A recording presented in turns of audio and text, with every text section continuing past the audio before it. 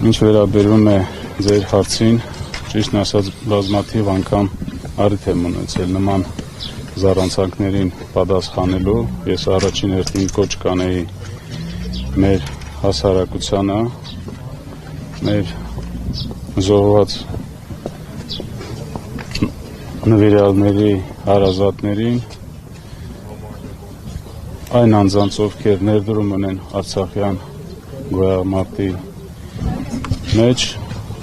չտրվել նման սադրանքների, որովհետև նման խոսույթները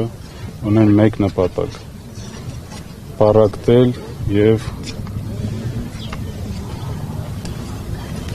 սերմանել մեր հասարակության մեջ անհանդուրժականություն իրար նկատմամբ, որը գլոբալ մեծ ծրագրի մի մասն է կազմել։ Ես ճիշտն ասած չէի ուզենա նման հարցերի